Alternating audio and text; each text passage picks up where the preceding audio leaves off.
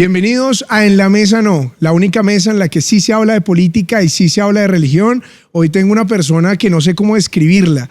Podría ser disque administrador de empresas, microinfluencer, emprendedor, político. Tengo el gusto de presentarles hoy acá en la mesa a Diego Santos. ¿Cómo estás, Dieguito? Muy bien, te faltó corredor. Corredor. Porque justamente estábamos hablando de eso. Creo que es lo más importante, es lo que le mantiene a uno la cabeza en este país de mente más o menos estructurado y equilibrado. El ejercicio duro. El ejercicio duro y el ejercicio es muy importante para muchísimas cosas en la vida. Primero, para un tema de salud y segundo, para que la mente se pueda desfogar de tanto estrés que genera un país como Colombia. ¿Te estresa Colombia? Muchísimo. Hoy, por ejemplo, estaba haciéndome un masaje y la señora me decía, yo hace rato no veía un cuerpo que tenga tanto estrés. No, además de eso, pero un cuerpo que esté tan estresado, los músculos, uno no lo siente, pero uno va acumulando todos los días. Claro. Y yo no sé si uno también se autoestresa innecesariamente. Totalmente. Porque hay unas cosas que uno se mete unas peleas ridículas que no tendría que meterse, que esas no son... ¿Eres peleón? No, muy peleón, pues tú yo me has visto en redes sociales. En Twitter se la pasa agarrándose con todo. Parezco yo un verdulero, parezco un progresista, parezco alguien del pacto histórico. No sé en qué momento me transformé en eso, pero bueno. Claro. Bueno, Dieguito, para las personas que no te conozcan, no te voy a hacer la típica pregunta de quién es Diego Santos, de demás. Yo tengo algunos datos, quiero que nos guíes, digamos, en esta primera parte que se llama la entrada, que es ese pequeño insumo, ese abrebocas para tener una buena conversación. Y con eso le damos comienzo a que nos cuentes un poco quién estamos, con quién estamos, qué estás haciendo en tu vida. Yo tengo acá que eres administrador de empresas, que estuviste muchos años en el periodismo, estás en el periodismo. No, estuve. Eso, okay. De eso vamos a hablar, pero yo estuve. Hoy en día yo no estoy en el periodismo. Ser columnista de opinión no es ser periodista. Wow. Una cosa, uno opina. Ser periodista es una profesión rigurosa, seria, que requiere de investigación, que requiere de contraste de fuentes, que requiere de investigación. El columnista lo hace a su manera, pero no es el día a día del columnista. ¿No hay periodistas a día de hoy en Colombia? No, claro que hay periodistas y periodistas muy buenos. De hecho, yo creo que el periodismo colombiano es uno de los más admirables que hay en América Latina. Es un periodismo que está bajo un estrés constante, una presión que no tienen muchos otros periodistas en el continente ni en el mundo. México sí podría ser uno de esos países, por ejemplo, Nicaragua. Pero el periodista colombiano es un periodista serio, es un periodista valiente. Para ser periodista hay que ser valiente. Y es un periodista que le echan toda la mierda encima. Sí. Y un Ricardo Calderón, por ejemplo, es un tremendo periodista. Vicky Ávila es una gran periodista. O sea, la pueden decir activista y todo lo que sea, pero Vicky Ávila, sí. Las chivas más importantes, las investigaciones más importantes que hubo en 2023, las produjo Vicky Ávila. No voy a decir esto, pues lo voy a decir porque yo creo que en eso uno tiene que ser justo y equilibrado. Noticias 1 tiene buenos periodistas, que a uno no le guste el periodismo. Es diferente. El periodismo no le gusta, pero sí tiene buenos periodistas y uno sí tiene que defender ese gremio porque gracias al gremio periodístico pues han salido unas denuncias que de otra manera no se hubieran conocido en el país. ¿Pero crees que se ha confundido esa figura entre columnista Las redes sociales nos han llevado a eso. A confundir. Influencers no son periodistas. El problema, no, jamás. El que opina en redes, la gente cree que se volvió periodista y eso no es así. Y el periodista sí ha cometido un error que es opinar en redes.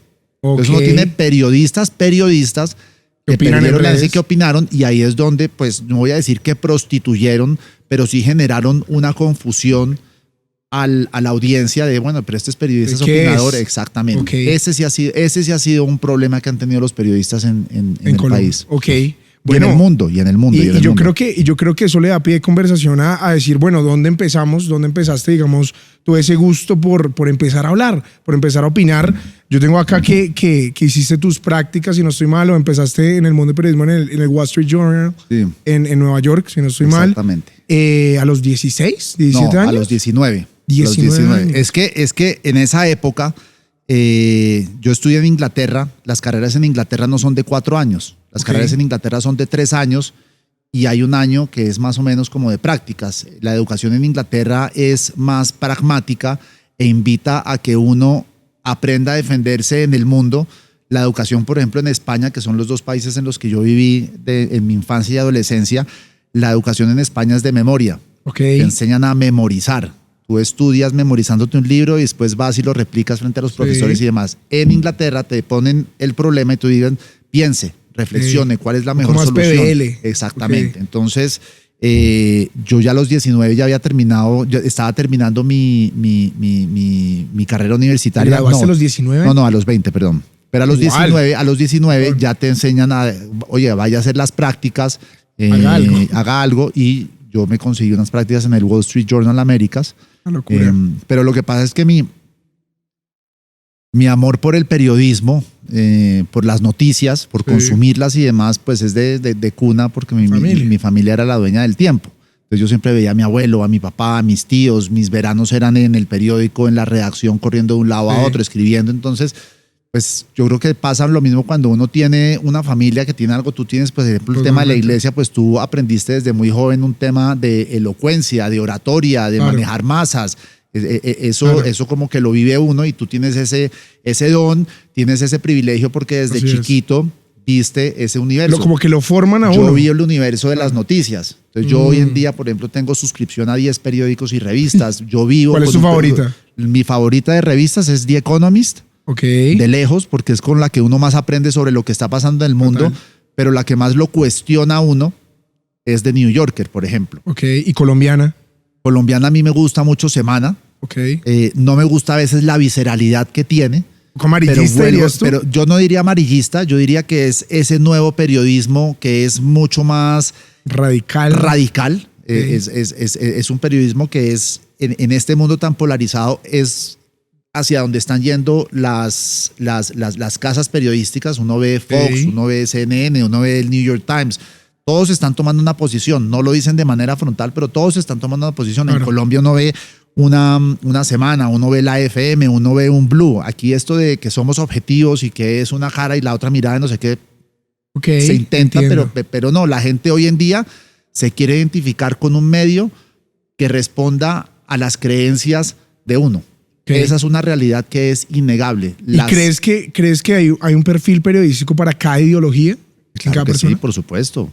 Es que las personas somos, a lo que tú decías, que en qué momento me volví opinador, yo creo que las personas todos somos opinadores. Lo que pasa es que unos se atreven a hablar más duro que otros, unos opinan con más credibilidad que otros, otros tienen mucho más bagaje intelectual para opinar, pero somos animales opinadores. Total. Tú eres opinador, tu papá es opinador, tu mamá es opinador, tu hermano, los míos, o sea, todos opinamos, solo que utilizamos distintos vehículos para hacerlo. Dieguito, para no adelantarnos mucho hacia la parte donde íbamos, me gustaría que, bueno, para recapitular, poco me dices que creciste en España y en Inglaterra, fueron como esas dos culturas. Es decir, no tuvimos la típica crianza colombiana, ¿o sí crees que tuviste una crianza colombiana en otro país? Cero, porque ¿te hubiera gustado o crees que no, porque a mí el colombiano me parece reculo. Y somos de una mentalidad mediocre, somos de una mentalidad que no le gusta la excelencia, somos de una mentalidad que hagámoslo fácil. Bueno, el español tampoco es que... El español tampoco, pero por eso uno es mediocre también. Claro, ¿de dónde lo heredamos? Sí, claro, o sea, yo no estoy diciendo que España sea, de España no. Pero yo tuve la enorme... Odio la palabra privilegio porque creo que se ha manipulado esa palabra enormemente, pero yo tuve un privilegio de siempre poder estar viendo noticias y estar informado. Entonces yo sabía qué pasaba desde chiquito. A mí me gustaba sentarme a ver el telediario, que es como se le llama ya al noticiero, a ver qué pasaba en Estados Unidos, qué pasaba en el muro de Berlín, qué estaba pasando con la hambruna en Etiopía. Entonces siempre tuve como siempre tuve un insumo del mundo. Y le pedí a mi mamá que me comprara el periódico El País, que así no lo entendiera, pues yo veía las primeras 8 o 9 páginas del País, era la sección internacional, entonces las elecciones en Italia. Y eso me dio otra perspectiva. Totalmente.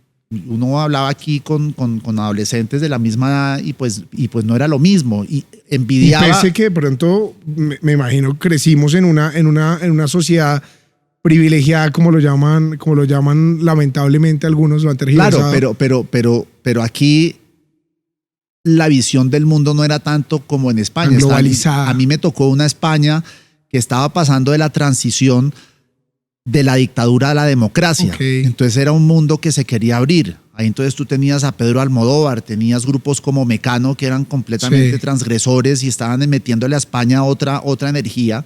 Sí, claro que España es un país igual de mediocre al nuestro. España es una república bananera también en cierto sentido. De hecho, en Europa pues decían, Europa termina en los Pirineos. Sí. Y para ellos España era el norte de África. Y en eso yo sí me siento que yo aprendí a ver un mundo muy distinto al que se ve acá. Entonces, cuando tú ves el proceso de paz, por ejemplo, que yo lo apoyé, pero 8 años después tú ves que las FARC, los exlíderes de las FARC, pues yo voté a favor del proceso de paz porque además siento que Juan Manuel Santos lo vendió bien. ¿Sí? Obviamente también es familiar y ahí había un componente de, oye, uno también conflicto de intereses ahí. No, pues yo me fui con eso y creía. Y en mi casa se habló mucho de eso y pues era una oportunidad del país de hacer algo distinto. Claro. Después uno se ve que tenía falencias. Yo creo que no hay ningún proceso de paz perfecto y eso el mismo expresidente lo dijo. Pero hoy llega uno y ve que las FARC dicen no vamos a cumplir con las condenas que nos imponga la JEP. Y ahora es un punto final, entonces las víctimas le pierden la credibilidad a la gente. Entonces todo es un entramado ahí. Pero es que somos como payasos. Lo que dice Daniel Samper, esto es un circo. Esto es un circo. Total. Y eso es indignante también. Y yo creo que, digamos, de alguna forma, bueno, transicionamos a una visión más globalizada, pero digamos, ¿en qué momento crees tú que dices, oiga, Colombia merece mi presencia? O sea, ¿en qué momento aterrizas nuevamente a...? Eso me parece pretencioso que merece mi presencia. No, yo siempre quise trabajar en el tiempo. Ese fue con mi sueño. No, porque ya no era nuestro, ya se había vendido. En el 2007 se vende la primera parte y en el 2012 ya se vende por completo. Pero cuando se vende la primera parte es cuando se abre como una oportunidad para que yo pueda regresar y pueda trabajar. Y yo quería trabajar en Londres. En Londres. Yo quería trabajar en el tiempo. Era un sueño y era una ambición y siempre quise vivir en Colombia a los 18, 20, 22, 23, 24 años. Uno realmente la cabeza todavía se le está formando y no se da cuenta el chochal que es esto. Y uno dice, viviendo yo en Nueva York, ¿para qué diablos me voy a venir a vivir a Colombia? Prefiero ser en Nueva York una persona medianamente normal que venirme a vivir a Colombia donde el estrés, la violencia, el que siempre estamos en lo mismo, que aquí no avanzamos, que nos estamos matando los unos a los otros. Pero bueno, en fin, quería volver a Colombia. Se abre la ventana y vuelvo a trabajar en el tiempo. Y a partir de ahí pues trabajo en el tiempo y ya me quedé y eso de hace ya, yo llegué aquí en el 2007. 2008. ¿Crees que el portar de pronto un apellido en una sociedad colombiana que de pronto sí es muy sectaria y agrede, digamos, a las personas que pues, al final que uno no elige dónde nació?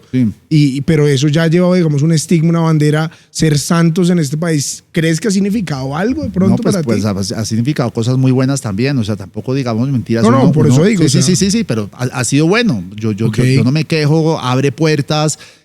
Lo da a uno, lo da a uno a conocer en ciertos sectores y espacios donde una persona que no hubiese tenido el apellido le hubiese costado muchísimo más entrar. Pero así funciona en todo el mundo. Uno dice, no, que Estados Unidos es el país de la democracia, no sé qué, no, váyase uno a los apellidos, a los Kennedy, a los Bush, a los no sé qué, y eso pues abre unas puertas, el privilegio de las Ivy Leagues, de las universidades, eso existe. Y pues también tiene sus componentes negativos. Y esa es la vida. Y cada quien pues le saca ventaja o desventaja. A su beneficio. Bueno, y en eso yo digo, después de un poco transicionar y demás, ¿cómo ha sido la vida en Colombia en estos últimos años?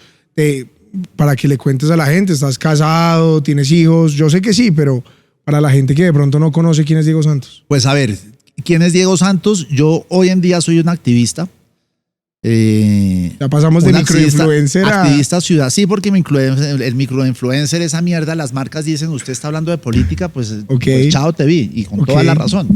Pero yo soy un activista ciudadano que realmente estoy preocupado por lo que está pasando. Lo mío no es un tema estratégico, sino yo sí estoy preocupado porque siento que estamos yendo hacia una Venezuela. Genuinamente duele. Loco, me importa un soberano rajano lo que piensa la gente. Yo siento que este señor nos está llevando a hacer otra Venezuela. Wow. Con todo lo que está haciendo. Y si mientras pueda tener una voz y pueda hablarle a 1000 personas, que esas 1000 personas le hablen a 200 y esas 200 a 100 y así creciendo un poquito, pues lo voy a seguir haciendo hasta que me calle el presidente Petro o hasta que me calle este gobierno. ¿Crees que lo han intentado? No. Creo que ha recibido ataques bodegas, ¿no? No, recibe ataques, pero ninguna amenaza. Y si son amenazas, pues cuando a uno le quieren hacer algo, se lo hace. Así es. Punto. Y yo, por ejemplo, lo que detesto es la victimización de las personas que critican al gobierno cuando sale alguien a decirle: te voy a pegar un tiro, te voy a hacer no sé qué, no, me están amenazando y pongo como responsable a Gustavo Petro de que me está... No, joda, entonces...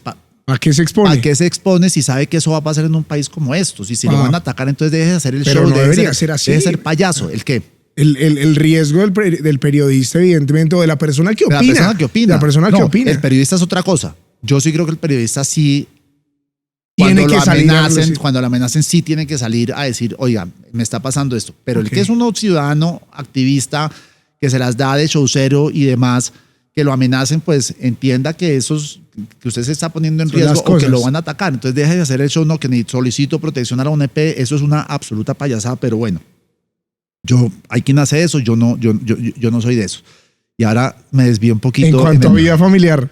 Bueno, en cuanto a vida familiar, 2 hijas. Yo te veo feliz con ellas todo el tiempo mostrándola en redes y demás. ¿Crees que esa exposición de alguna forma es peligrosa? ¿Tú de pronto que tanto sales? No, yo ya no las expongo tanto. Cuando tú estás tomando unas posiciones políticas, uno no debería meter ni a los hijos ni a la familia ahí en el ruedo. Entonces, por eso yo la exposición la bajé considerablemente. He publicado un par de fotos en las últimas semanas, pero pues además ya tiene una edad en la que pues no les parece tan chévere salir en las redes del papá, y el papá ya pasó de ser un microinfluenciador a ser un activista. Pero además de activista, pues soy emprendedor, tengo una compañía con unos socios que hace contenido digital, se llama 242, trabajamos con marcas muy importantes y pues tenemos, yo creo, a un creativo absolutamente fabuloso. Acá está en la mesa, ¿no? Ya sabes lo que Federico Barragán, pero entonces eso es lo que... Pero feliz, ¿cómo estás en este momento? No, yo estoy preocupado. Feliz no estoy, yo estoy preocupado, yo afortunadamente duermo bien. No voy a decir, no, pero estoy preocupado con la situación del país y estoy angustiado hacia dónde vamos. No solamente en Colombia, sino a nivel geopolítico, internacional. Este es un mundo que nos tocó muy bravo. Ayer estaba yo en una charla que estaba dictando sobre mi viaje a Israel, que si quieres podemos hablar después de eso. Y había unos ex embajadores y uno de esos ex embajadores digo: yo extraño los tiempos de la Guerra Fría. Wow. Entonces le pregunta ¿por qué? Sí. Decía: extraño los tiempos de la Guerra Fría porque mal que bien había un control entre 2 estados que garantizaban medianamente las confrontaciones regionales. ¿Qué quiere decir? Hay una pelea entre 2 países, Estados Unidos apoyaba al uno, Rusia apoyaba al otro. Si se producía una conflagración ahí, había la amenaza de una guerra nuclear entre Rusia y Estados Unidos. Como nadie quería eso, pues esas conflagraciones nunca estallaban. O si había guerras, eran muy localizadas y muy controladas. Hoy en día tenemos una Rusia contra Ucrania, que está a las puertas de la Unión Europea y no sabes en qué momento está ahí una guerra. Tenemos la constante amenaza de China con Taiwán y obviamente pues Estados Unidos entraría ahí. Tenemos a una Venezuela donde el régimen... donde los iraníes están entrando y uno no sabe qué puede pasar, por ejemplo, con Colombia, que además tenemos a un presidente que está desfinanciando y está debilitando a las fuerzas militares. ¿En qué momento vamos a poder defendernos si el loco de Maduro decide, oiga, ¿saben qué? Hoy se me dio esta por parte mandar. de La Guajira pertenece a Venezuela, chao, te vi. ¿Cómo nos vamos a proteger frente a eso? Y está el conflicto de marca mayor, que es el que se está produciendo ahorita en el Medio Oriente, de Israel con Hamas, así es, del antisemitismo, porque yo sí creo que hay un antisemitismo muy fuerte. Yo no estoy justificando la cantidad de muertos que Israel se ha cobrado en Gaza, pero después tienes a una Israel que está con la guerra en el norte, en el Líbano, que va a ser la próxima gran guerra. Después eso llega a Irán también a meterse, que Irán lance un misil a No, y es una realidad. A Israel, Israel ya demostró No, que no se queda acá la gente dice, no, pero de las pasadas entrevistas la gente decía, no, pero es que este man no es imparcial. No, yo no soy parcial, o sea, acá somos pro Israel y demás cuestiones. Entonces son muchas cosas, que sí preocupan porque claro. o sea, uno tiene 2 hijas y uno dice el mundo que les tocó es muy, muy, muy tenaz. Y súmale a eso el cambio climático. Wow. Qué mierdero que estamos viviendo. No, es que pero ¿cuál es la esperanza? O sea, no lo dejemos en el derrotismo, en el derrotismo que estamos viviendo. El tema es que es muy difícil que haya esperanza. No quiero ser derrotista, pero es muy difícil que haya esperanza porque cada día estamos más polarizados. Entonces, pon tú el caso de Colombia. Claro. Hoy queremos que Petro termine su mandato lo más pronto posible y que llegue un nuevo mandatario. Okay. Va a llegar no te me adelantes allá que ya vamos para eso. Pero va a llegar un nuevo mandatario. Así es. Con un país completamente destrozado. Que seguramente no lo hará como todos esperamos. Y nosotros, te la voy a poner de la siguiente manera. Es como el Barcelona, el Fútbol Club Barcelona está en la actualidad. Sí. Es un equipito de mierda. Claro. Después de esa bonanza que tuvo con los Messi, Xavi, Iniesta y demás. Y es un equipo que está en la quiebra. Total. De la quiebra, o sea, está construyendo el estadio, está destruido. O sea, ese Barcelona no va a volver a ser. Ganaron de milagro. Entonces, ayer. Claro. No vi el partido. Pero son muchas cosas, Gustavo, donde es difícil ver esa esperanza porque además no hay líderes que te ofrezcan ese rayo de esperanza. ¿Crees que en Colombia no hay líderes? Hoy en día no hay un líder que tú digas, este es el que me va a llevar, este es el que ese es el problema. Porque el caballito que Petro ofrecía 2 cosas. Petro ofrecía el cambio. Claro. Y aglutinaba a un segmento colombiano que estaba muy insatisfecho con el país. Jugó con la esperanza. Él era esa esperanza. Hoy no tienes a ese antipetro que genere esperanza entre los que estamos angustiados, mamados, cansados y aterrados con lo que está haciendo Gustavo Petro. Yo hoy no le podría poner... Me encanta Germán Vargas. Pero Germán Vargas no está conectando. Y Germán Vargas no tiene un discurso para gente como tú. Totalmente. No tiene un discurso para... Yo me pregunto, bueno, a un Gustavo, pero a un Gustavo más de centro o de izquierda, por ponerle así. No lo va a lograr. No, y ahorita que el afán de meterlo carismático en redes sociales es muy berraco. Pero bueno, con esto entramos a la segunda parte que se llama el plato fuerte, que acá es un poco ya las opiniones más robustas de las que hemos tenido, aunque el tiempo ya no nos ha importado en los segmentos. Sin embargo, yo quiero que empecemos a tocar 2 temas claves, Dieguito, y es, número 1, yo sé que tú dirigiste la parte política de ese entonces Twitter acá en Colombia, y empezaría con esa pregunta, con algo que hablabas antes, ¿tú crees que hay manipulación dentro de las redes sociales ahorita, más que todo en cada una de las redes sociales, y eso cómo lo contrastas con los nuevos políticos influencers, como este nuevo fenómeno de no el político que lo ves en la calle, lo ves trabajando, la cuestión, sino que se para y hace videos? ¿Qué crees frente a esa situación? A ver, yo no creo. Yo sé que no hay manipulación de las redes sociales para inclinarse a favor de una u otra ideología.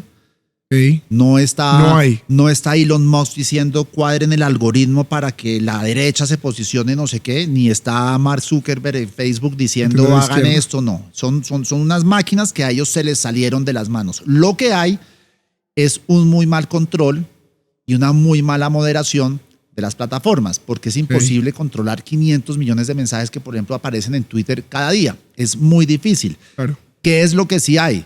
Hay unos actores que están en estas plataformas, en estas redes sociales, que sí juegan a desinformar y que son más hábiles que los otros para manipular tendencias o para entender el algoritmo. O sea, el problema no es la red, es la gente que está en la red. Es la gente. Y eso. Yo me acuerdo una vez que le hice una crítica a las redes sociales y alguien me dijo, el problema no son las redes sociales, hermano. El problema es la gente. Es como el problema cuando hay accidentes en la carretera no es del carro, es de quien lo está manejando. Claro. Y en las redes pasa lo mismo. Y hay gente muy hábil que sabe cómo posicionar una tendencia, que sabe que el algoritmo cambió de ayer y a hoy, que esto es lo que toca hacer.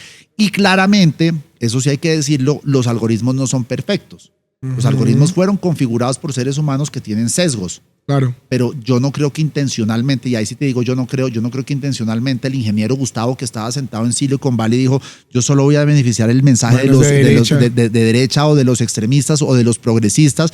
No, Ok. Hay gente que se mueve mejor que otra. Los progresistas en Colombia son los que manejan las burbujas de discusión. Así es. Y bueno, y con eso mismo precisamente yo incluyo ahora esa figura y yo lo llamo el influencer político, el político influencer, que en mi modo de ver las cosas yo digo, caramba, una persona puede, todos somos opinadores, todos somos absolutamente opinadores, pero digamos, pongo sobre la mesa porque me gusta poner casos textuales, casos como una persona como la de Angelo Chabaneto.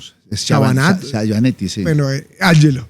Un caso de Angelo, un caso de Fucci, un caso de JP, de personas que han tenido una influencia y que han logrado un cargo de elección popular gigantesco, como es un Consejo de Bogotá, un Senado de la República.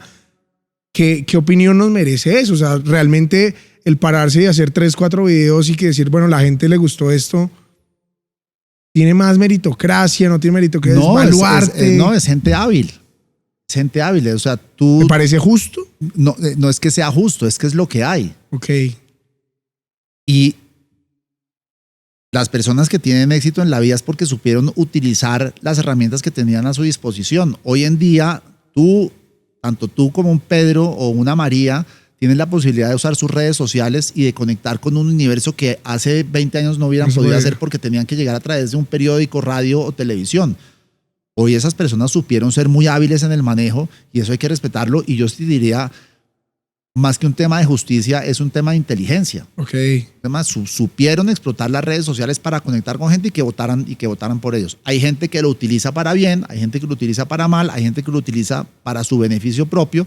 Lo que hay que evaluar es si te está mintiendo esa persona o si está utilizando las redes para hacer daño. Eso es otra cosa. Pero en los casos que mencionas, tanto de Angelo, que lo de Angelo lo ayudó otro influenciador. Eso tiene un detrás. Eso de que publiqué 3 videos y gracias a 3 videos con una campaña que me gasté 11 millones de pesos. Eso es carreta. Eso es pura carreta. Total.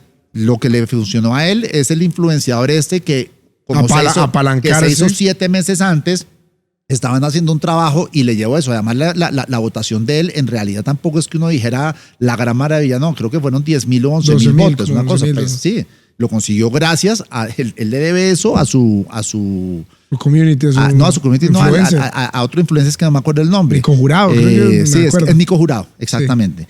Caso de JP, tipo súper hábil con su canal de YouTube. Sí, un éxito. Súper hábil, un hábil, que ahora que exagere y que se está comportando de una manera que yo creo que no es loable, pero conecta como nadie. El día de la marcha. Una locura. O sea, quien realmente acaparó la tarima. Puso a la gente a vibrar fue JP. Algo bien está haciendo él. ¿Lo ves presidenciable? Yo creo que lo veo presidencial. En Colombia lo veo presidencial. No sé si para 2026, pero él sí va a ser un jugador fuerte en 2030 si no la embarra. Ok. Eso es clave. Si no las redes sociales dan un pie ahí, ¿no? Sí, claro. Pues no, es que si él es presidente en el 2030, es el primer presidente de redes sociales que hay en Colombia. El del 2026 no va a ser de redes sociales. Ok. No lo va a hacer. ¿Hacia allá ves la política? En 2030 sí. En Colombia ya 2030 es presidente el que mejor maneje las redes y JP, así como creo que hoy Claudia tiene un pie adentro de la presidencia o medio pie adentro de la presidencia, lo creo. Yo creo que JP tiene también medio pie en la presidencia de 2030. Y el otro caso que me estabas mencionando, JP...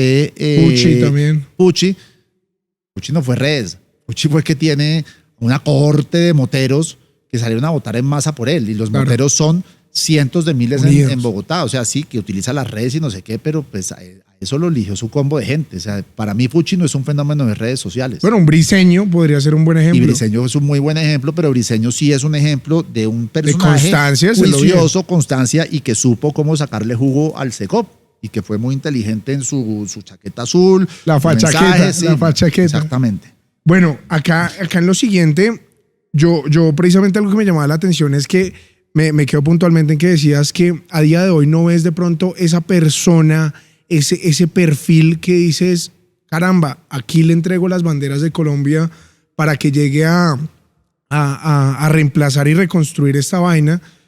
¿Tú no crees en este momento cómo ves el panorama presidenciable para dentro de 2 años, año y medio? Claudia López, pole position. Sí. Hablando de Fórmula 1, ya está en pole position hoy. Totalmente. Y probablemente en el segundo todavía no hay nadie, entonces tiene una ventaja, parte con una gran ventaja. No va a ser tan fácil. Puede ser peligroso. Por eso, no va a ser tan fácil. No va a ser tan fácil. Ella hizo una cosa muy inteligente que es irse. Ella se fue del país para que este año... En Harvard. Pues sí. A ver, ballenas. Pero se fue. Claro. Y obviamente eso le evita, salvo la pelea que tuvo con Vicky, pues es una persona que está blindada y hoy en día no está en ese panorama y obviamente ella está moviendo todas sus fichas acá, que tiene bastantes para hacerle su campaña. Y ya tienes como lo otro que es un Germán Vargas que está tratando de meterse y escalar, pero... ¿Crees que esa quemada le está costando? Yo sí creo, 4 años, yo sí creo, pero por lo menos es válido que se esté arriesgando a salir en redes sociales. Okay. Por lo menos estamos hablando de él. A él ya cada video que está publicando se lo están viendo 50,000, 60,000, 70,000 personas. Hace 4 meses era su columna en El Tiempo y ya. Claro. Entonces va ganando espacios. Y la política colombiana... yo siempre he respetado y digo que uno no puede descartar en Colombia a nadie. Ok. Es más, es que estamos tan locos que hasta Mancuso, ya que está andando libre por las calles de Colombia, podría ser presidente dentro de 15 años, de 14 años. Así de dementes estamos. Yo siempre lo he dicho personalmente, para mí Germán Vargas Lleras es la persona que más conoce Colombia y que mejor estaría preparada para ser presidente. Sin lugar a dudas. Porque ha hecho toda la escalera. Sin lugar a dudas. Ha sido todo. Sin lugar a dudas. Todos los cargos los ha ocupado, pero caramba, ahí es donde uno entra a la disyuntiva de decir... El emocional, el latino que se mueve por el feeling de este man habla lindo, de este man me mueve emociones. Yo digo que eso detiene a un candidato. Y yo creo que Germán no está moviendo emociones. Por ejemplo, hay una foto cuando él sale de un salón, creo que era en el Tequendama, que está con su vestido, con su traje y su corbata, que es imponente. Yo dije, puta, esto es dignidad. Esto es honor, esto es conocimiento, esto es porte, esto es talante. Todo lo que no tiene Petro, lo tiene este man. Lo tiene este man. Pero pues Petro tiene una labia como muy pocos. Rojas. Sí, exactamente. Entonces, pero ya para terminarte ahí en esa parrilla. Una persona que pues pole position, Claudia. Pole position, Claudia. Segundo lugar no hay nadie y ahí a partir del tercero es como quién se apodera de esa segunda posición. Entonces ahí está una Paloma Valencia, está una Cabal, está un Miguel Uribe, está un David Luna, yo creo que Sergio Fajardo se vuelve a lanzar, está Vargas Lleras, salen una cantidad de personajes, pero si tú los coges a todos, ninguno le logra equiparar. Ninguno de toda esa rama, ninguno se le uniría al otro hoy. Y ese es nuestro... ¿Y creerías que Miguel Uribe, Paloma y Cabal no lo harían? Ellos por el tema de partido sí. Aunque yo tengo un rumor de pasillo y es que Cabal se va. Cabal se va. Sí, eso es lo que se dice, pero pues... ¿De ahí qué pase? Rumores siempre son hasta que no se concreten. Pero entonces tú tienes a Paola Holguín también. Y sí, pero mira lo que yo aprendí de las correrías. Yo hice una correría con Andrés Julián Rendón por Antioquia y conocía mucho política antioqueño y tuve la posibilidad de conocer a Paola Holguín, por ejemplo. Son personas que uno se quedó con la imagen del Congreso donde gritan y no sé qué y muy equivocado. En el Congreso hay gente muy valiosa. Paola Holguín es una mujer muy inteligente. Paloma Valencia ni se diga. Yo me he sentado con Paloma Valencia, es una vieja, una mujer, absolutamente estructurada. Miguel Uribe es un tipo también muy preparado. Andrés Forero, o sea, nosotros... ¿Ves Andrés a la presidencia? ¿Hay con qué? No, Andrés Forero todavía no. No, a Andrés le falta muchísimo. Pero hay gente muy capacitada. Inclusive, mira, para que no digan que uno es un facho de extrema derecha y demás, yo creo que Iván Cepeda es un tipo muy preparado. Cuando uno escucha hablar a Iván Cepeda en foros y demás, uno dice, este señor es sí, ¿crees que admirarías de esa la izquierda? No comparto absolutamente nada de lo que dice. O sea, me enerva por dentro, pero es un tipo respetuoso, que sabe, que ofrece un debate. María José Pizarro también. O sea, hay gente buena y yo creo que cuando uno se sienta, uno encuentra puntos en común. Pero como estamos... Pero hay una división gigante, al zarzo, pues no estamos tratando de escuchar entonces, pero si uno coge de uno a uno, hay gente muy capaz. Para rescatar. Muy capaz. Sí. Pero a día de hoy yo no votaría a nadie de izquierda, por ejemplo, eso sí, de pal lado, que eso no quiere decir que no sean personas ni honorables, ni decentes, ni respetables, ni que quieren a... Que esa es la confusión de la gente, ¿no? Acá se matan unos con otros, ¿no? Acá es respetable. Yo, por ejemplo, he tenido la oportunidad de sentarme a hablar un par de veces con María José Pizarro, Y es una gran mujer. Esos ataques pero es una gran mujer y que tiene su ideología y que es respetable, no la compartimos Está y demás, bien. pero cuando uno se sienta, uno dice, esta vieja no me quiere ni matar, ni asesinar, ni que yo me quiebre, ni no sé qué. O sea, tiene como Ok, le cambia el concepto a uno. el cableado mental de María José Pizarro no es para cagarse a este país. Ok. El de Petro sí. El de Petro sí. Petro se quiere cagar ese país. El de Iván Cepeda es sumamente, es un intelectual culto, etcétera, pero sí está más del lado de Petro. Sí, claro. Este sí quiere como... ¡Uah! Sí, lo quiere joder, o sea, hay que hablarlo claro. Entonces, pero uno encuentra... A mí Puntos medios. me dijeron algo del Congreso y es, mire, Diego, dejen de pensar que en el Congreso hay idiotas. En el Congreso no hay ningún idiota. Hasta el más que piensa uno que es un imbécil, no es ningún imbécil. Para llegar allá, Tuvo que no es hacer solamente compra de votos y bla, bla, bla, Así bla. es. Tuvo que llegar y eso es jodido. Llegar a ser senador de la República es muy jodido. Para eso mismo y para concluir el plato fuerte, yo te iba a preguntar dos cosas. Número uno, para cerrar ese último tema, es ¿qué tipo de liderazgo necesita Colombia?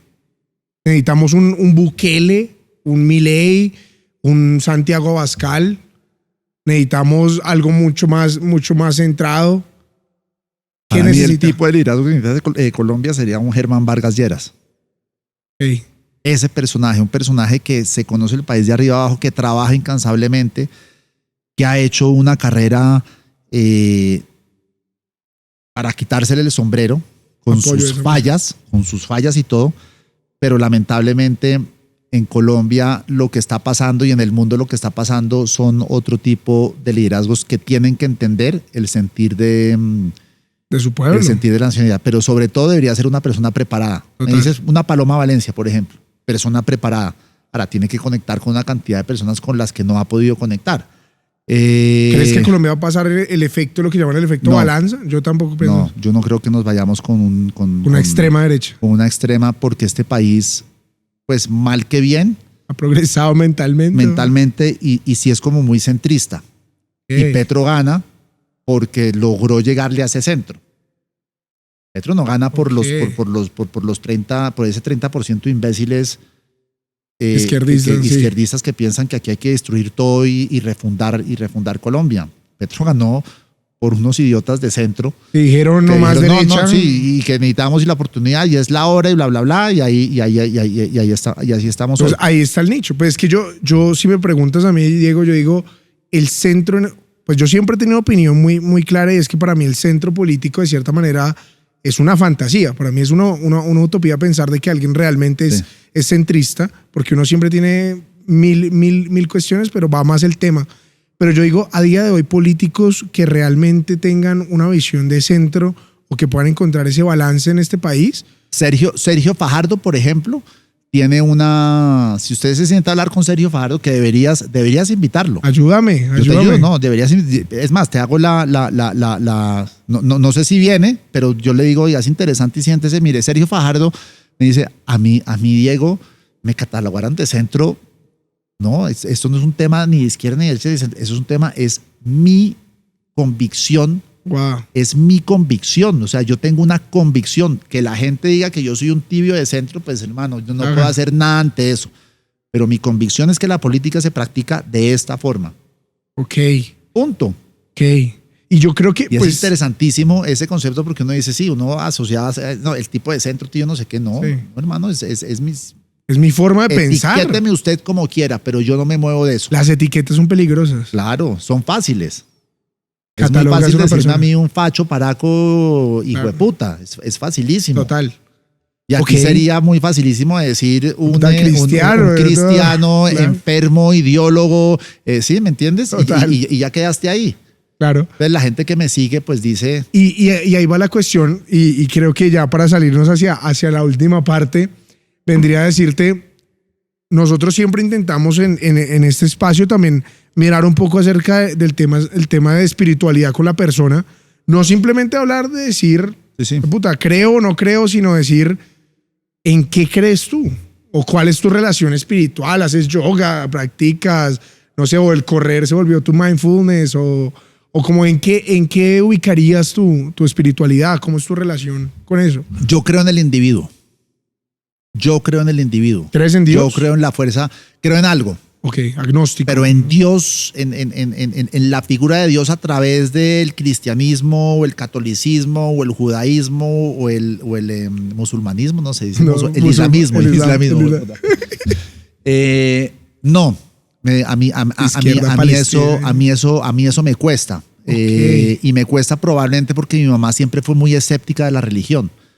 ¿No te inculcaron de pronto? Mi mamá, por ejemplo, fue una mujer que le tocó duro en la vida y fue surgiendo a punta de esfuerzo. Entonces ella, por ejemplo, estudiaba en las noches y se sacó su posgrado trabajando. Entonces ella dice, yo crecí en una casa donde ahí estaba una virgen y demás, pero esta virgen no me representa. ¿Dónde me ayudó? O sea, claro. Yo pasé unos momentos duros. A mi papá lo mataron, pues al papá de ella lo mataron, a mi abuelo.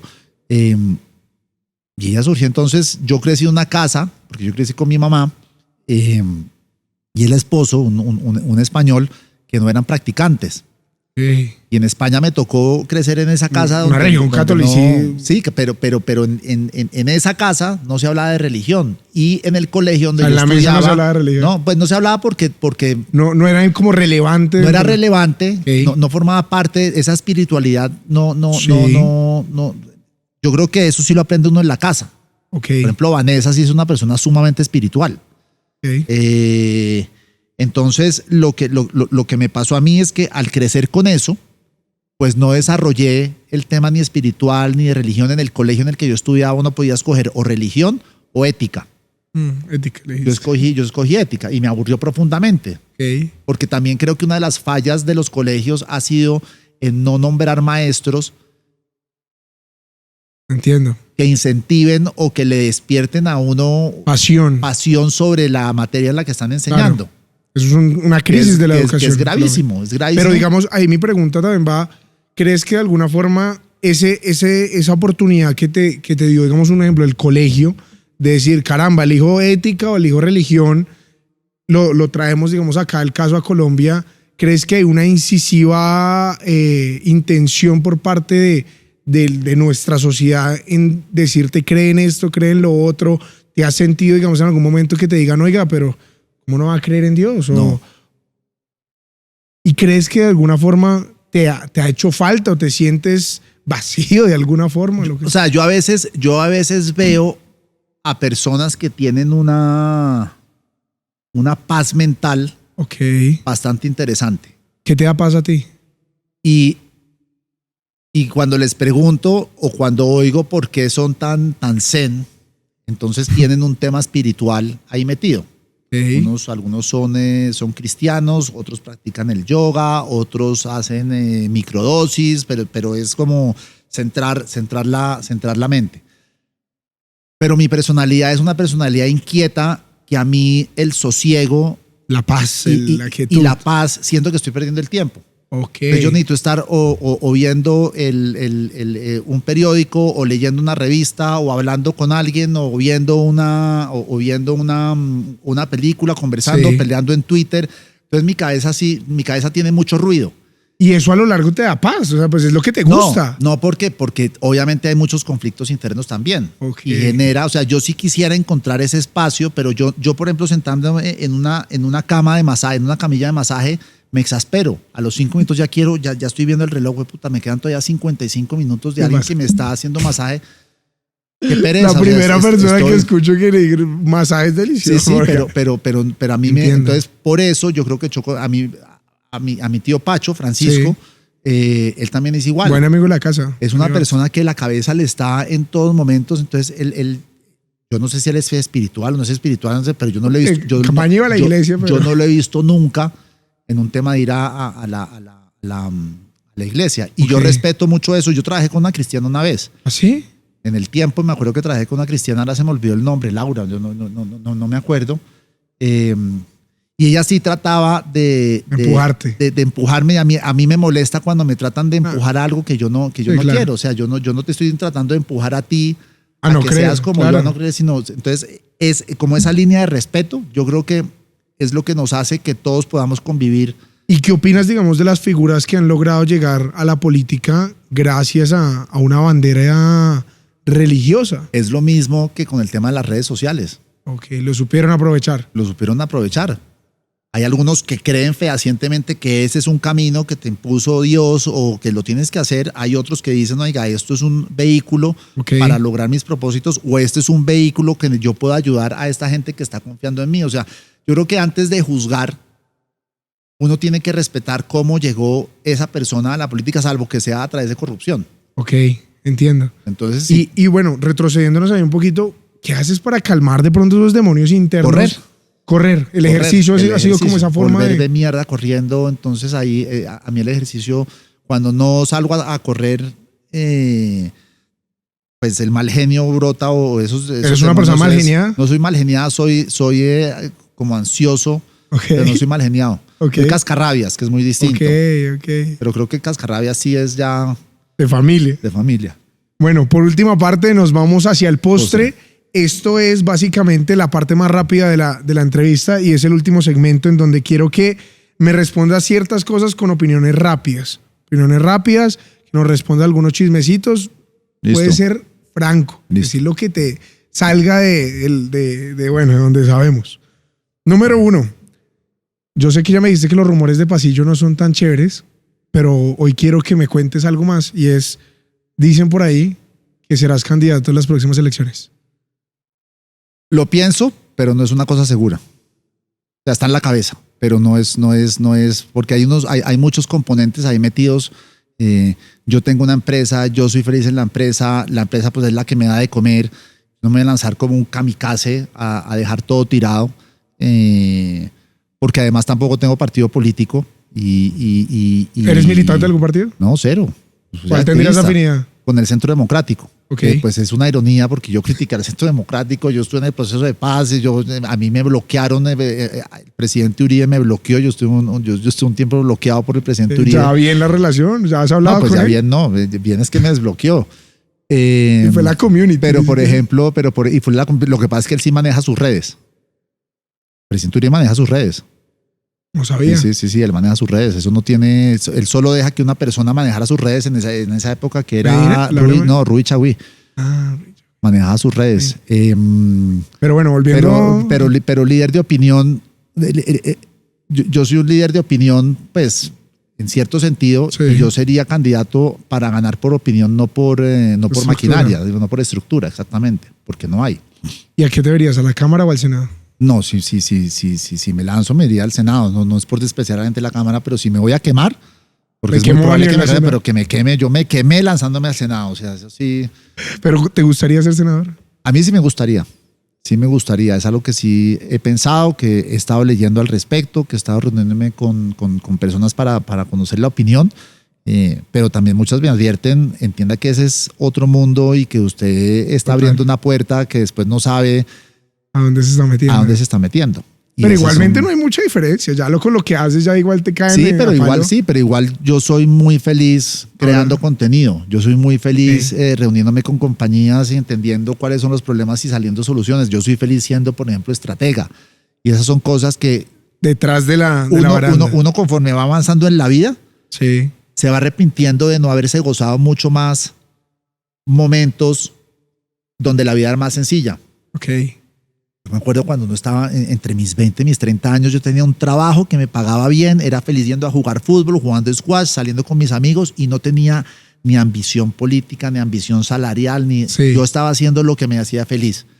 Y después uno va siendo más ambicioso y queriendo más y se va llenando de angustias, deudas, temores, miedos. Entonces me dije, puta, ¿por qué abandoné esa vida? Que ahí es donde el tema espiritual es muy importante. Por ejemplo, una de las personas que me dijeron que yo le pregunté, compositor férreo de Galán, ¿usted qué admira de él? Y me dijo, cómo Galán ha trabajado su cabeza. Cómo Galán se ha trabajado a sí mismo para hacer ese personaje que es absolutamente, es un personaje tranquilo. Él no pelea, él no grita, él entiende. O sea, Galán es un personaje muy interesante. Y usted, para devolver la pregunta, ¿usted le admira algo a Petro? Uy. No, la verdad no. La verdad me parece un mal ser humano.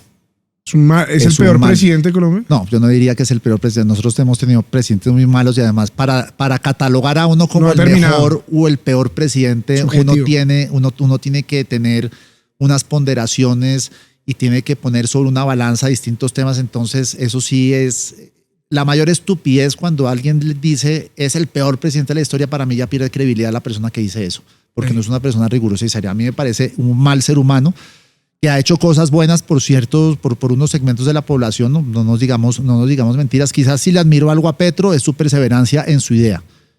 En su concepto de país. Pues sí, porque uno también puede, uno, por ejemplo, a Hitler, no, Hitler era un pésimo ser humano, pero si uno tiene que decir, bueno, si rescata una cosa de Hitler, pues es su sagacidad política para haber casi conquistado Europa. Claro. Bueno, ahí pregunta rápida, respuestas cortas. ¿Listo? ¿Legalización del porte de armas? No. ¿Dosis mínima? Sí. ¿Vicky Dávila o Abelardo de la Espriella? Vicky Dávila. En una segunda vuelta entre Claudia López y María Fernanda Cabal, ¿por quién votarías? Uy, ¿tengo que responder una de las dos o en blanco? Usted verá. No, en blanco. ¿Qué hace? En este momento, ¿quién te representa políticamente? Yo creo que Centro Democrático, Vargas Lleras, David Luna, Catherine Miranda, Katy Jubinado, Andrés Forero, como esa línea que yo no sabría cómo definirla, pero los que se opusieron a la reforma a la salud, por ejemplo. ¿Te pudieras definir en una corriente política? No. No porque vuelvo y repito, hay cosas de un lado, hay cosas de otro, entonces soy como más bolulés. A mí no me gusta. Pero estás ubicado en un partido. Sí, pues estoy ubicado, también vuelvo y repito, me etiquetan en un partido, ni siquiera pertenezco a ese partido. Hay gente de ese partido que se ha acercado a que hablemos, o que yo me he acercado a ellos a que hablar, pero pues todavía no hemos dicho, venga Diego al Centro Democrático, que estas son las puertas de su casa. Pues no. Pero te lanzarías por el Centro Democrático. Si me lanzo, me lanzaría por el Centro Democrático si me aceptan, porque vuelvo y repito, es muy pretencioso pensar, no, es que yo me va a aceptar el Centro Democrático. A lo mejor el Centro Democrático dice, este pelafustán santista no tiene cabida en esta casa ni hoy, ni mañana, ni nunca. ¿Quién fue mejor presidente? ¿Juan Manuel Santos o Uribe? Yo creo que cada uno tiene sus partes rescatables. Creo que el primer cuatrenio de Álvaro Uribe fue un gran cuatrenio. La razón por la cual yo me regreso a Colombia o me entusiasmo, además de porque quería trabajar en el tiempo, es por lo que Álvaro Uribe logró en 4 años. Y Juan Manuel Santos logró una tranquilidad en el país. Hubo un momento en el que este país estaba tranquilo, sonreía, tenía optimismo, y eso es muy difícil. Y yo sí respeto y admiro profundamente un señor que logra un Nobel de la Paz. Pueden odiarlo, detestarlo, pero vaya usted y sea un Nobel de algo. Es difícil ser santista dentro de un núcleo uribista. Pues, yo soy coherente con mis principios y con mis ideas. Claro. Y yo no creo que los principios y las ideas, yo creo que los principios y las ideas evolucionan como va evolucionando el mundo.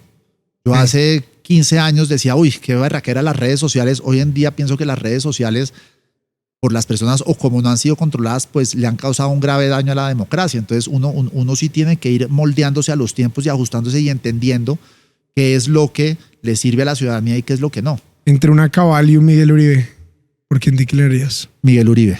¿Te parece que está listo para la presidencia? No, creo que todavía no.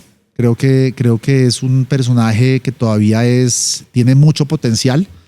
Pero creo que se quemaría si sale el 2026. Se va a lanzar y me parece bien que lo haga, pero yo creo que un presidente de verdad tiene que tener 50 años o más, tiene que tener mucho más bagaje para ser un excelente presidente. ¿Por quién votaste en la alcaldía?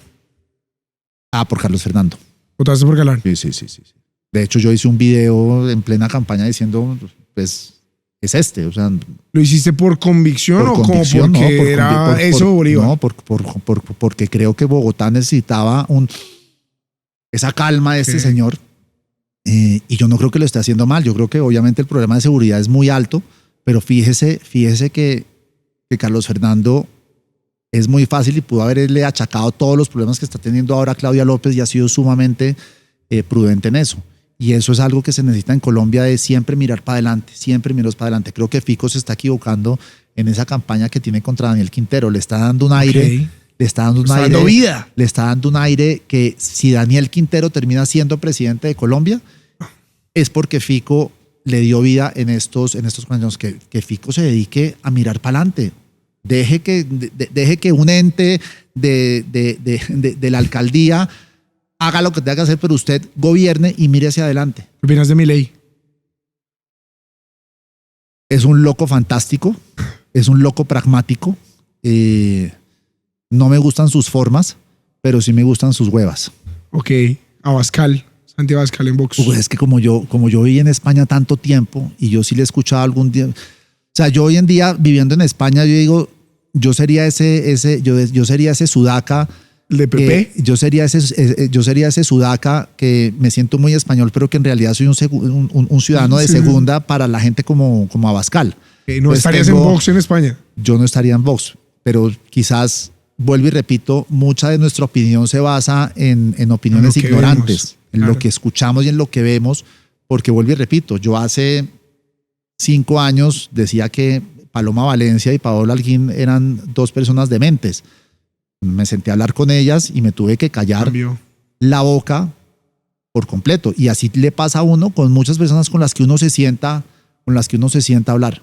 Bukele sí me parece, con todos los respetos, es pues tanto que criticamos a Petro que va hacia una dictadura, Bukele es un dictador. Puede haber hecho y haber construido, pero es un tipo que violó la constitución de su país y se hizo reelegir. Si él hubiera dejado el campo para otra persona, pero el tipo continuó. Sí, Y lo redujo y muy bien, pero entonces ahí estamos ya hablando que el fin justifica los medios, y si ese es el camino, ¿a dónde estamos? No, pues no a dónde estamos, pues tenemos que aceptar que así es como prosperan las democracias, o así es como se solucionan los problemas, con que el fin justifica los medios, y ahí después terminan llegando los atropellos. Es interesante ver cómo va a terminar Bukele en este cuatrenio. No, en este cuatrenio. Yo creo que ese man va a durar un buen tiempo en El Salvador, pero veamos cómo termina. Pues Noriega llegó como una solución temporal y mira, se quedó un buen rato y ahí volvió otra vez. ¿Crees que ya por último la política mundial en general está dando un torno ideológico hacia la derecha? Digamos en Francia veremos a Marine Le Pen otra vez. No, yo siento Italia. Yo siento que estamos polarizados y hay unas regiones en el mundo que están girándose hacia la izquierda y hay otras regiones en el mundo pues, que están girando. En Estados Unidos yo creo, me equivoqué la vez pasada, pero yo creo que Biden aguanta. ¿Biden aguanta? Yo creo que sí. Yo creería que, pues todas las cartas las tiene, pero Trump tiene un problema de cash hoy en día. Hay unos rumores, los mismos rumores yo soy cercano a algunos del Partido Republicano, del Partido Demócrata, que dicen que Michelle Obama puede ser la candidata de los demócratas a la presidencia. Pero no creo, porque mira, estamos ya 5 meses de las elecciones. No creo que eso suceda.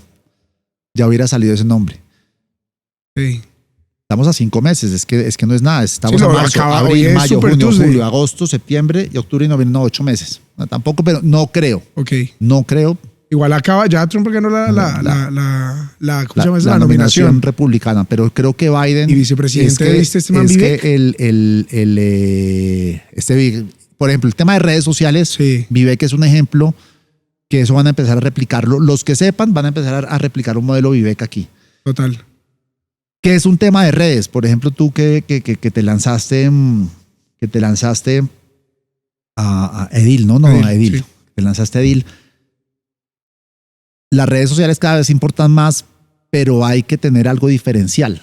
Okay. Y ese algo diferencial es encontrar, por ejemplo, un formato y un mensaje. El problema hoy de la oposición es que no tiene un mensaje. Hay una estructura. Nosotros tenemos 800 mensajes. Todo Petro. No. Si fuera todo Petro, pero ¿qué es lo que quieres? ¿Sacarlo o quieres? No, entonces es que sus Ferragamo, es que el helicóptero, el no sé quién, es que la milicianización, es que no sé qué, son demasiados y nada aglutina como un gran círculo de gente que se mueva en masa. Nosotros necesitamos en Colombia salir millones de personas, y cuando estoy hablando de millones estoy hablando de 2, 3 millones que salgan a la calle a protestar en contra de Petro varias veces y que rodeemos ese palacio y que se sienta ahí sí La Que fuerza. hay un pueblo y una fuerza que no va a dejar que usted haga con el país lo que está haciendo, que es destrozándolo. Para terminar, en un hipotético caso de que tomes la decisión de lanzarte al Senado, o sea, ¿cuál sería el mensaje? Por eso no me lanzo al Senado, por eso todavía uno tiene que construir ese mensaje. Okay. Porque hoy en día te estaría hablando carreta. Uno se tiene que centrar en 3 cosas. ¿Y cuáles son los 3 ejes a los que le va a apuntar? ¿Cuál crees que es el problema mayor de Colombia ahorita? No, el problema mayor de Colombia, primero la ignorancia de la gente, sí, Petro, pero la ignorancia de la gente. Somos un país con una pésima educación. Yo el otro día no, hace unos meses tomé un curso para aprender de política colombiana. Okay. Entonces hay un libro muy bueno de Carlos Hechem que es sobre cómo funciona el Congreso. Sí. Un libro así, que le da a uno unas herramientas de entender el funcionamiento de una entidad que sumamente golpeada en términos de credibilidad Claro. e injustamente. Porque es que nosotros tenemos al congresista corrupto, transaccional, que se vende, pero es que la política es transacción. ¿De qué forma esa persona llega? La política es yo sentarme contigo, entonces decir, oiga, vamos a discutir este proyecto de ley. ¿Qué necesitamos? Yo necesito que usted me apoye. Yo le apoyo si usted me garantiza esto. Eso no es corrupción. Eso es la política como funciona y eso es lo que no entendemos. Y como no entendemos eso, es muy fácil tildarnos de corruptos. Alberto Dávila decía que la corrupción en Colombia no simplemente es una excusa para tildar a cualquiera de odio, de persona equivocada, sino que la corrupción en Colombia la han cogido como una etiqueta simplemente para dañar a la gente. Porque también yo soy de los que pienso que el sistema político colombiano funciona de una manera transaccional, pero de cierta forma en un beneficio a la gente. Caso Char, caso Guadid en Córdoba, muchos ejemplos. Los costeños han entendido como esa dinámica del quid pro quo, ¿no? Pero eso hay cafres, ¿no? Ah, no, hay unas porquerías de personas. Hay corrupción y sí, hay cafres y eso es lo que uno cuando tiene usted que entra atacar, a negociar, a transaccionar con los computadores de unos niños en La Guajira. Eso es otra historia. Pero yo creo que el principal problema es que nosotros no conocemos la Constitución, no conocemos el Congreso, no conocemos la ignorancia. La ignorancia es nuestro primer problema, no es la corrupción. La ignorancia lleva a la corrupción, llega a no saber cómo defender los derechos, lleva a no saber cómo acudir a qué instituciones o cómo funciona la ley para, por ejemplo, el juicio político es una herramienta es una herramienta constitucional para juzgar al presidente. La gente cosa es que lo sacan, no, esto es un golpe de Estado. Hágame el hijo de puta favor. Un autogolpe. Sí, no, autogolpe es el que está dando el que está dando Petro. Bueno, Dieguito, con esto finalizamos nuestro espacio, no sin antes decirte que agradecerte, la pasé muy bien. Y en la mesa sí se habla de política y de religión y de viejas y de viejos, sí, porque ahora me meten en el discurso feminista. No, ya ahorita marchamos y la culpa no era mía ni la tuya. En la mesa sí se habla de política y de religión. Nos vemos en el siguiente capítulo. Recuerden que si están en Spotify nos pueden calificar con 5 estrellas y poner su comentario. Y si están en YouTube, por favor suscribirse. Mejor dicho, necesitamos patrocinadores. Hágame famoso, por favor. Abrazo.